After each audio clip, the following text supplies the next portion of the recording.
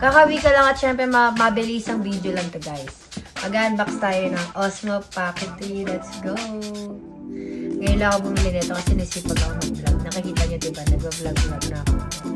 Syempre, vlogger sa DJ channel. Hindi lang ako DJ. So, unbox natin.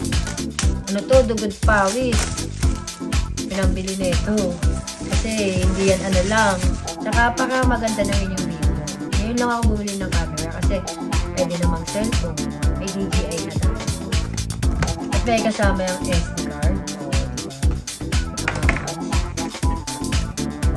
Ito agad ng una yung makikita. Tapon nyo to, bawal to sa mga bata, okay?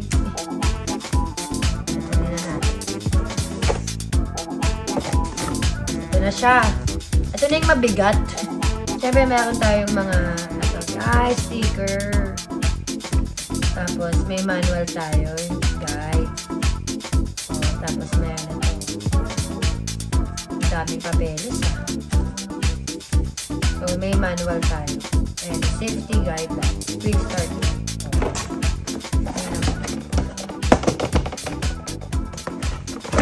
Ano ba ito? Hindi ko alam ito.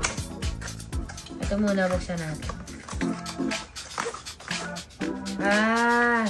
Yung yung cover. Ito yung cover niya. Ito muna tayo sa exciting part. Hey! Tinulungan din ako ng asawa ko para makapagin. Oh, ito na, guys. I'm so excited.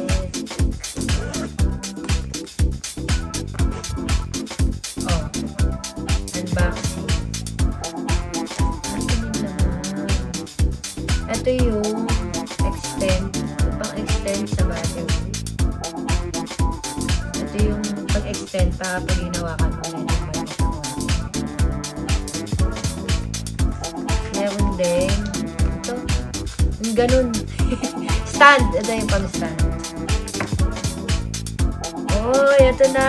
May mic na ako. Hey. Masaya-saya ko lang. Nakaka-excite ko. Kasi, diba? Tapos, ano ba?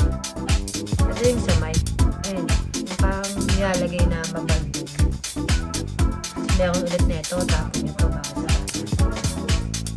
O, charger. Type-C to Type-C. Ano to? Yung sa lens. Ito yung sa lens. Diba? Kompleto na siya. Lagayan niya. May isa pang plastic dito.